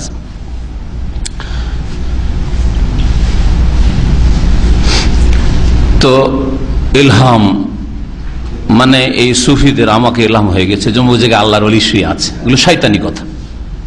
হ্যাঁ, ইলহাম গায়েব জানার কোন রাস্তাও না, আর ইলহাম মানে কোন হুকুম হাকাম না যে আমাকে হুকুম হচ্ছে যে এই জায়গায় মাদ্রাসা করেন, ইলহাম হয়েছে আমাকে, ইলহাম হয়েছে যে এই জায়গাতে মসজিদ কায়েম করেন, সব শয়তানি কথা। তাহলে আপনি তো এটাকে শরীয়তের হুকুম বিধান মনে করলেন। আপনি শরীয়তের উৎস হচ্ছে কোরআন এবং সহিহ হাদিস, আল্লাহ এবং রাসূলের আনুগত্য করেন। আর আরেক দল তাফসীরকার বলছেন যে ওহীর মানে ইলহাম করার প্রয়োজনটাই বাকি। ওহী মানে ওহী, আল্লাহ পাক ফেরেশতা পাঠালেন মুসার মায়ের কাছে, আর মুসার মাকে জানিয়ে দিলেন আল্লাহ পাক। কোরআনে ভঙ্গিমা কিন্তু এরকমই বলে, জানিয়ে দিলে যে এই কাজগুলি করো, তুমি দুধ দিতে থাকো, আর যখন ভয় লাগবে তখন দরিয়াতে ভাসিয়ে দিও, আর চিন্তা করিও না, ফিরিয়ে দেওয়া। এতগুলি কথা করবো, এতগুলি মনে কল্পনা এসেছিল নাকি? তাহলে বলা হয়েছে নিশ্চয় একজন এসে মানুষের রূপ ধরে এসে জিবরাইল আলাইহিস সালাম বলেছেন। ওহী মানে ওহী। আচ্ছা, ওহীকে ইলহামের তরজমাতে তাফসীরকারগণ কেন নিয়ে গেছেন? তাদের একটা ভ্রম হয়ে গেছে, আশঙ্কা যে যদি ওহী মানে ওহী বলি তাহলে মুসার মাকে নবী করে দেওয়া হবে, আর কোন মহিলা তো নবী হয়নি, আমরা তো নবী মানতে পারছি না, কোনো দলিল নেই, সুতরাং ওহী মানে ইলহাম করবো না, কোনো প্রয়োজন নেই। নবী রাসূল ছাড়াও কোন মানুষের কাছে বিশেষ সময়ে ফেরেশতা আসতে পারে, কিন্তু তাই বলে কোন পীর ভণ্ড বলবে আমার কাছে ফেরেশতা আসে না, এটা শয়তানি কাজ। আপনার কাছে দলিল কি? আমাদের কাছে কোরআনে কারীমের দলিল আছে যে মুসা আলাইহিস সালাম মায়ের কাছে ওহী এসেছে, কিন্তু আমার কাছে দলিল কি আমি বলবো যে আমার কাছে ফেরেশতা এই কথা বলে গেছে মানুষের রূপ ধরে? কি করে বলবো? তাহলে এটা শয়তানি কথা আমি বললে। কিন্তু মুসা আলাইহিস সালাম মায়ের কথা কোরআনে যেহেতু বলা হয়েছে সেজন্য ওহী ঠিক আছে। আর কোন ফেরেশতা আসলে নবী হয়ে যায় এমন কথা ভুল কথা। কোন মানুষের কাছে কোন ফেরেশতা আসলে নবী হয়ে যায় এই ধারণাই ভুল। আসলে আপনারা জানেন যে তিনজন লোককে আল্লাহ পরীক্ষা করতে চাইলেন, সহিহ বুখারীর হাদিস। ফেরেশতা পাঠিয়েছিলেন না পাঠাননি? একজনের মাথায় চুল ছিল না টাক, আর একজন কি ছিল? অন্ধ ছিল, আমা। আর একজন ছিল আবরাস, কুষ্ঠ রোগী। পরীক্ষা করতে চাইলেন, কি চাও তোমরা? গরিব সব ছিল, কি চাও? আমি এই চাই, রোগ ভালো করা, চুল যেন হয়ে যায়, লোকের আমাকে ঘৃণা করছে, চোখটা যেন ভালো হয়ে যায়, বলে আমার কুষ্ঠ রোগ যেন ভালো হইলো না, হইলো না। ফেরেশতা এসে এইভাবে, ঠিক আছে তোমাদের এই দেওয়া হইলো, এই দেওয়া হইলো, এই দেওয়া হইলো, হ্যাঁ উট দেওয়া হইলো, গরু দেওয়া হইলো, ছাগল দেওয়া হইলো। জানা আছে হাদিস, সেই হাদিস।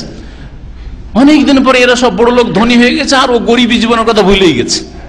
আপনাদের মধ্যে আমাদের মধ্যে এরকম অনেকে আছে, গরিব খেতে পেত না, উফ কত যে পেরেশান ছিল সৌদি আরব আসার জন্য, আর এখানে এসে দুটো পয়সা হয়েছে, পাপে ডুবে গেছে, পাপে ডুবে গেছে, আল্লাহর দিনের শত্রুতা শুরু করেছে।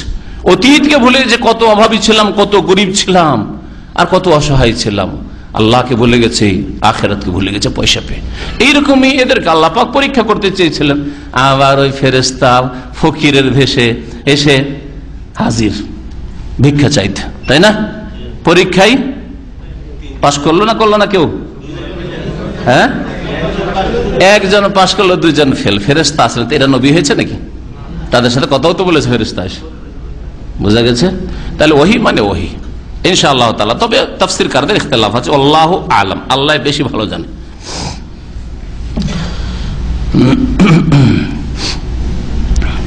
আল্লাহ পাক রব্বুল আলামিন বলছেন ফালতাকাতাহু আলু ফিরআউন, ভাসিয়ে দেওয়া হলো। তারপরে ফেরাউনের লোকেরা, ফেরাউনের বংশধর মানে ফেরাউনের পরিবারের লোক, আল মানে বংশ, ফেরাউনের বংশের লোকেরা অথবা পরিবারের লোকেরা কি করলো? তাকে উঠিয়ে নিল। ইলতাকাতা মানে কোনো কিছু কুড়িয়ে নেওয়া, পড়ে আছে কুড়িয়ে নেওয়া। এই জন্য কুড়িয়ে নেওয়া বস্তু, পড়ে পাওয়া বস্তুকে আরবিতে কি বলা হয়? লোকতা বলা হয়। পড়ে পাওয়া বস্তু যদি হয় তো লোকতা বলা হয়, আর পড়ে পাওয়া বাচ্চা যদি হয় তাহলে কি বলা হয়? এটা জানেন না? এটা জানার জন্য একটু আলেম হওয়া লাগবে, একটু কোরআন হাদিসের একটু পণ্ডিত হওয়া লাগবে। লাকিত, লাকিত কোন মাঠে ঘাটে একটা বাচ্চা কান্না কাছে পড়ে গেলেন বাচ্চা, মসজিদের পাশে, একবার এখানে নূর মসজিদ, যেখানে মসজিদটা নতুন তৈরি হলো এখন, জামা মসজিদের পাশে ফজরের নামাজে গেছি, আজকে থেকে 15 বছর আগে ফজরের নামাজে গিয়েছি, আর নামাজ পড়ে বেরিয়েছি, আর কুহা কুহা একটা বাচ্চা কুহা কুহা করছে, হারি সুবহানাল্লাহ। যাই হোক, পুলিশ আসলে বাচ্চাকে নিয়ে গেল। তো এই বাচ্চাকে কি বলা হয়? লাকিত। লাকিত বাচ্চা, মানুষ যদি পড়ে পাওয়া হয়, একটা বাচ্চা পড়ে পেয়েছেন ছেলে তাহলে বা মেয়ে, তাহলে এটা লাকিত। আর যদি কোনো বস্তু হয়, জিনিসপত্র, তাহলে সেটা লোকতা। আল্লাহ পাক বলছেন ফালতাকাতাহু, কারণ এসব জিনিস মানুষ কুড়িয়ে নেয়, বাচ্চা পড়ে আছে কুড়িয়ে নিল, বা কোনো বস্তু পড়ে আছে কুড়িয়ে নিল, ওখান থেকে লোকতা বা লাকিত। উঠিয়ে নিল তাকে ফেরাউনের পরিবারের লোকেরা। কেন কুড়াইলো? তাদের উদ্দেশ্য ছিল আলাদা, কিন্তু পরিণাম কি হইল? আল্লাহ পরিণামটা এখানে বর্ণনা করেছেন, লিয়াকুনা লাহুম আদুওয়া ওয়া হাজানা। এই লাম এটা হচ্ছে পরিণামের জন্য, আকিবাতের জন্য। কখনো কখনো লাম কারণ বর্ণনা করার জন্য আসে। কি জন্য উঠিয়েছিল তারা উঠিয়েছিল ভালো মনে করেছে আমাদেরই ভালো হবে, ছেলে হিসাবে গ্রহণ করব, ছেলে সন্তান নাই, অথবা কাজে আসবে, খেদমত করবে, একটা ছেলে দরকার, বাড়িতে একটা ছেলে প্রয়োজন রয়েছে, ইত্যাদি বিভিন্ন কাজে লাগবে, এই বলে। কিন্তু পরিণামটা কি হলো? যে পরিণাম আল্লাহ করতে চেয়েছিলেন। আর পরিণামের মালিক কে? একমাত্র আল্লাহ। আল্লাহ বলছেন লিয়াকুন আল্লাহুম আদুওয়া ওয়া হাসানা, যাতে করে এই ছেলে মুসা তাদের জন্য শত্রুতে পরিণত হয়, ওয়া হাসানা, আর শোক দুঃখের কারণ হয়ে যায়। এই গরজে তো তারা কুড়ায়নি, উঠিয়েছিল কি জন্য? উঠিয়েছিল অন্য উদ্দেশ্যে, কিন্তু আল্লাহ পাক পরিণামটা এখানে বয়ান করলেন যে তাদের শত্রু মানুষ হইল, বড় হইল তাদের বাড়িতে, আর তাদের দুশ্চিন্তার হেডাক পেরেশানি শেষ না। আরে কি করবো রে, এ মুসাকে নিয়ে একে মানুষ করলাম আর একে নিয়ে আমরা পেরেশান। ইন্না ফিরআউনা ওয়া হামানা ওয়া জুনুদাহুমা কানু খাতিন। এখান থেকে আল্লাহ বর্ণনা করছেন আল্লাহ কেন ওদের মুসাকে শত্রু বানিয়ে দিলেন, আর শোকের কারণ বানিয়ে দিলেন, দুঃখের কারণ বানিয়ে দিলেন, দুশ্চিন্তার কারণ বানিয়ে দিলেন। কেন? এই জন্য যে তারা এর হক রাখতো, তাদের এটা প্রাপ্য ছিল। আল্লাহ বলছেন নিশ্চয়ই ফেরাউন আর হামান আর এদের সেনাবাহিনীরা কানু খাতিন, বড় অপরাধী ছিল। অপরাধী, তোদের অপরাধ ছিল, এই জন্য মুসাকে আমি তোদের বাড়িতে মানুষ করে নিলাম, তোদের টাকা পয়সা খরচ দিয়ে তার লালন পালন করিয়ে নিলাম। জি, কানু খাতিন। ওয়াকালাত ইমরাতু ফিরআউন, ফিরআউনের স্ত্রী আসিয়া আলাইহিস সালাম রাদিয়াল্লাহু আনহা, তিনি বললেন কুররাতু আইনিল লি, আমার চক্ষু শীতল হবে, ওয়ালাকা, আর দেখো স্বামী তোমারও চক্ষু শীতল হবে, লা তাকতুলু, একে খুন করিও না, মারিও না, একে মারিও না। এটা কখন বলেছিলেন আসিয়া? দুটি মত রয়েছে। একটা মত হচ্ছে যেদিন উঠিয়ে নিয়ে আসা হয়েছিল নদী থেকে, সেই দিনই যখন ফেরাউন বলল না না না মেরে দিতে হবে, রাখতে হবে না, তো এবছরও রাখা যাবে না। না না না, তোমার ছেলে না, একটা ছেলে বাড়িতে থাকবে, প্রয়োজন আছে ছেলের, হয় ছেলেই বানাবো, না তাকে ওয়ালাদান, ছেলে, আর না হলে কমপক্ষে কাজ আছে। যদি ছেলে হিসাবে নাও নি, তবুও চাকর হিসাবে কাজ দেবে ছেলেটা থাকলে। ওই সময় বলেছিলেন আসিয়া। আর কেউ কেউ বলছেন না, বাড়িতে লালন পালন হতে। একদিন ফেরাউন আদর করছে, তাফসিরে যেমন রয়েছে, ফেরাউন একদিন আদর করছে মুসাকে নিয়ে কোলে, আর হঠাৎ করে দাড়িটা ধরে ফেলেছে। কে? মুসা আলাইহিস সালাম। ছোট বাচ্চা দাড়ি ধরে নিয়েছে ফেরাউন। আর কেউ কেউ বলছে তার সাথে দিয়েছে, ছোট বাচ্চা মারে না, হ্যাঁ দাড়ি তো ধরা এমনি, আর ধরলে ছোট বাচ্চাকে দাড়ি ধরতে দেবেন না, তো ছিঁড়েই নিয়ে যাবে। সুবহানাল্লাহ, তাদের আপনার আমার আঙ্গুলের চাইতে বেশি ছোট বাচ্চাদের আঙ্গুলের ক্ষমতা আছে, যদি ধরে না খুলতে পারবেন না।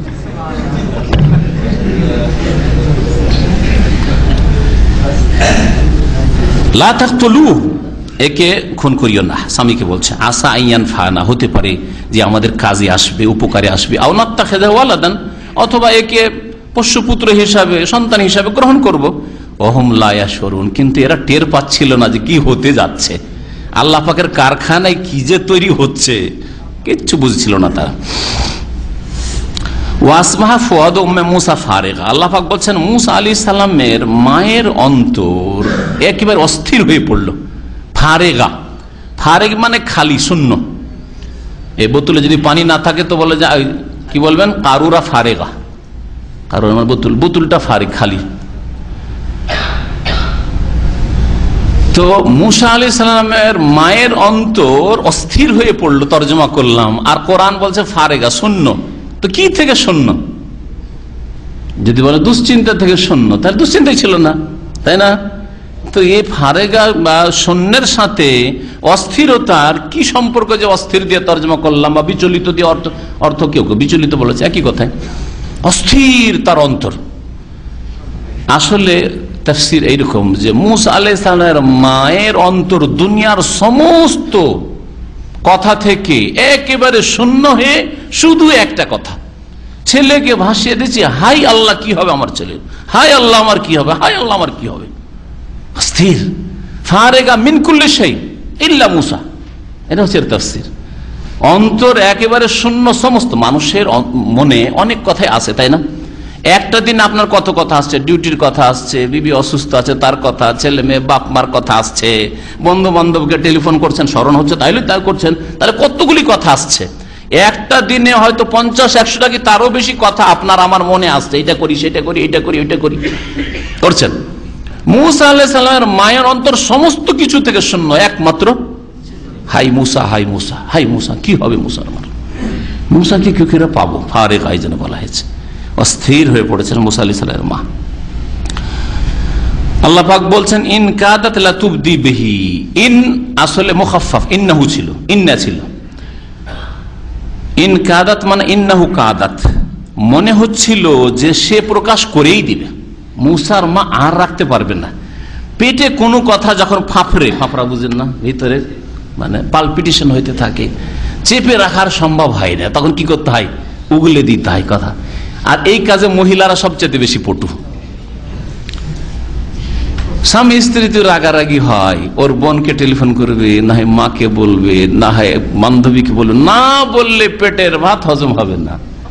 আর যদি কোনো একটা গোপনীয় কথাও বলে দেন, ও চেষ্টা করবে যে স্বামী বলেছে লুকাই, পারছে না লুকাইতে, যতক্ষণ না বলবে পেটের ভাত হজম হবে না। জি,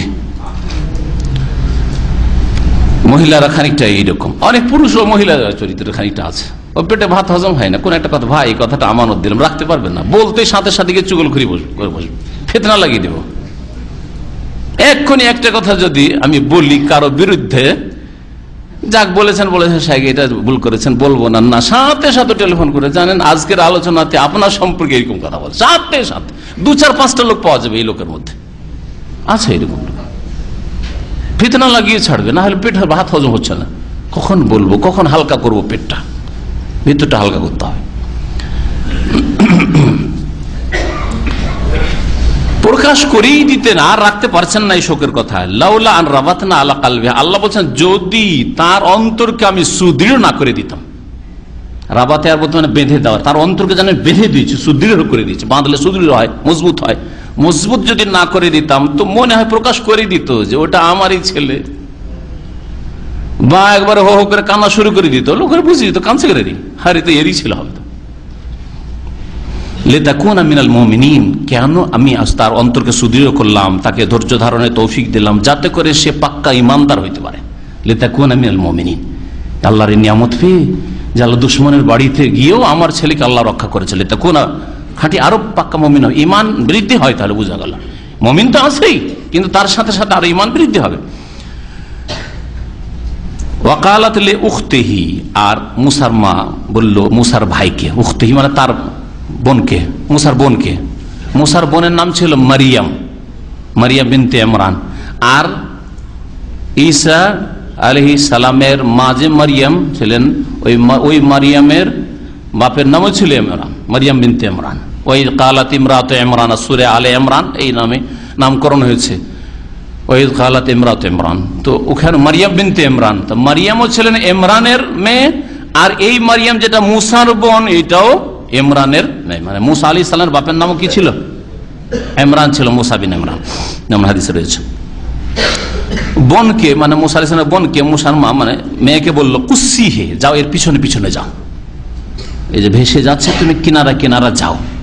ফাবাসরাত বিহি আন জুনুবিন, সে দেখতে থাকলো ওই ছেলেকে মুসাকে আন জুনুবে, দূর থেকে, একবারে কাছাকাছি গিয়ে নয়, হয়তো বুঝে নেবে লোকেরা, একটু দূর থেকে দেখতে আছে কি হচ্ছে, কে নিচ্ছে কে উঠাচ্ছে। ওয়াহুম লা ইয়াশউরুন, লোকেরা কিন্তু টের পাচ্ছিল না যে এই মেয়ের এই ছেলের সাথে, শিশুর সাথে কোন সম্পর্ক আছে। ওয়া হারামনা আলাইহিল মারাদিয়া, উঠিয়ে নিয়ে যাওয়া হইলো, আর ধাত্রীদেরকে ডাকা হইলো, দুধে লাগানো হচ্ছে, দুধ মোটেই পান করছে না। ওয়া হারামনা আলাইহিল মারাদিয়া, আল্লাহ বলছেন তার জন্য স্তন্য পান করা ধাত্রীদের হারাম করে দিয়েছিলাম, নিষিদ্ধ করে দিয়েছিলাম। যে তুই এটা কিরকম নিষিদ্ধ ছিল, শরীয়তগত না সৃষ্টিগত। আল্লাহ পাকের 2 রকমের আদেশ নিষেধ রয়েছে, আল্লাহ পাকের আদেশ নিষেধ কয় রকম রয়েছে, 2 রকম। একটা হচ্ছে তাখলিকি বা তাকওয়িনি, সৃষ্টিগত, কায়নাতের আল্লাহ পাক রব্বুল আলামিনের পৃথিবীর যে আদেশ নিষেধগুলি উত্থান পতনের রয়েছে, ভালো মন্দ রয়েছে, এগুলো হচ্ছে সৃষ্টিগত, কোন হও ফায়াকুন হয়ে পড়ে, আল্লাহ পাক নির্দেশ, এটাও তো নির্দেশ, কোন ধ্বংস হও, হ্যাঁ এই গরিব সচ্ছল হোক, হ্যাঁ এই দুর্ঘটনা হোক, কোন ফায়াকুন, তখন হয়। আল্লাহ পাকের নির্দেশ ছাড়া হয়, এটা হচ্ছে সৃষ্টিগত নির্দেশ। আর একটা হচ্ছে শরীয়তগত নির্দেশ, আদেশ নিষেধ। তো এটা ছিল কোন রকমের নির্দেশ বা নিষেধাজ্ঞা, সৃষ্টিগত। আল্লাহ পাক সৃষ্টিগত ভাবে মুসাকে এমন করে দিয়েছেন যে কোনো দুধে মুগি লাগায় না, কান্নাই করতে থাকে, কারো দুধ খেতে চায় না। আল্লাহ বলছেন যে স্তন্য পান করা তার জন্য হারাম করে দিয়েছিলাম মিন কাবল, এর পূর্বে থেকে। ফাকালাত, তখন ওই মেয়েটি গিয়ে বলল, হাল আদুল্লুকুম আলা আহলে বাইত, তোমাদেরকে কি বলে দেবো এমন একটা পরিবার সম্পর্কে, ইয়াকফুলুনাহু, যারা এই ছেলের দেখাশোনা করবে, লাকুম, তোমাদের উদ্দেশ্যে, মানে তোমাদের স্বার্থে, তোমাদের কল্যাণের জন্য, ওহুম লাহু নাসিহুন, আর ওই পরিবারের লোকেরা কিন্তু এই ছেলের বড় হিতাকাঙ্ক্ষী হবে, খুব ভালো মানুষরা। বলছে না যে আমার মা বা কেউ। ফারাদাদনাহু ইলা উম্মি, আল্লাহ পাক বলছেন এইভাবে আমি এই মূসাকে তার মায়ের কাছে ফিরিয়ে দিলাম। চলে আসলো, ডাকা হইলো মুসা আলাইহিস সালাম, ডাকে নিয়ে এসো। মুসা আলাইহিস সালাম মা আসতে আর বুকে নিতে বাচ্চা দুধ টানা শুরু করলো। মাশাআল্লাহ, আল্লাহর হুকুম হয়ে গেল জটানো। কাই তাকাররা আইনুহা, ফিরিয়ে দিলাম কেন? যাতে করে তার চক্ষু ঠান্ডা হয়। কার? মুসার মায়ের। ওয়ালা তাহজান, আর দুশ্চিন্তা না করে। ওয়ালে তালামা, আর যাতে করে ভালো করে জেনে নিতে পারে আন্না ওয়াদাল্লাহি হক, যে আল্লাহর ওয়াদা সত্য। ওই যে জানিয়ে দেওয়া হয়েছিল ফেরেশতা দিয়ে যে তোমার ছেলে ফিরে আসবে তোমার কাছে আর একদিন রসুল হবে, সব ওয়াদা যেন আল্লাহ পাকের সত্য হয়। ওয়ালাকিন্না আকসারহুম লা ইয়ালামুন, কিন্তু অধিকাংশ মানুষ এইসব বিষয় বুঝে না, জানে না যে আল্লাহ পাক যা করতে চান তাই হয়। আল্লাহ যদি করতে চান কোন শক্তি তাদের বাধা দিতে পারে না। আর আল্লাহ পাক রব্বুল আলামিন যদি না করতে চান, সারা বিশ্বের সমস্ত শক্তি একদিকে হয়ে গিয়েও সেটা করাতে পারে না। ওয়ালাকিন্না আকসারুন নাস লা ইয়ালামুন। সময় যথেষ্ট হয়ে গেছে, অল্প সময় আছে আজানের, সেজন্য এখানে আজকের আলোচনা শেষ করছি। আল্লাহ পাক রব্বুল আলামিন যেন আমাদের গুনাহ খাতা মাফ করে দেন, আমাদের ভালো আমল যেন কবুল করেন, আর অন্যায় কাজ থেকে, কথা থেকে আল্লাহ পাক যেন বাঁচিয়ে রাখেন। আল্লাহ পাক রব্বুল হক বলার জন্য তৌফিক দান করেন, হক মেনে চলার জন্য তৌফিক দান করেন, কোরআন এবং হাদিস মোতাবেক জীবন যাপনের তৌফিক যেন দান করেন। সাল্লাল্লাহু আলা নবিয়িনা মুহাম্মদ ওয়া আলা আলিহি ওয়া সাহবিহি আজমাইন। ইসমে আজম মানে বড় নাম, ইসমে আজম মানে মহান নাম। আল্লাহ পাকের মহান নাম কি, এই ব্যাপারে বিভিন্ন হাদিস রয়েছে। ইসমে আজম এর মধ্যে সবচেয়ে ভালো কথা, আল্লাহর নামটি হচ্ছে ইসমে আজম। আল্লাহ 99টা নামের মধ্যে আল্লাহ শব্দটি সবচেয়ে বড়, যেটা আল্লাহ পাকের নাম। জি, আর রহমান, রহিম, মালিক, কুদ্দুস সবগুলি হইতে পারে ইসমে আজম। জি, ইসমে আজম সম্পর্কে ভ্রান্ত ধারণা, ইসমে আজম পড়ে উড়ে যাওয়া যায়, এই করা যায়, সেই করা যায়, এগুলি ভ্রান্ত কথা, সব ভুল কথা। জি, ইসমে আজম সূরা ইখলাসের মতো যে দোয়াটি সূরা ইখলাস থেকে নেওয়া দোয়া, আর সেটাকে ইসমে আজম বলা হয়েছে যে এই লোকটা ইসমে আজম দিয়ে দোয়া করলো, কারণ ওতে আল্লাহর নাম রয়েছে, আল্লাহর গুণাবলী রয়েছে, সেটাও আল্লাহ পাকের ইসমে আজম, এতে কোনো সন্দেহ নেই। কিন্তু তা দিয়ে কোনো অলৌকিকতা চলে আসে, কেরামতি হয়ে যায়, সব ভণ্ডামি কথা।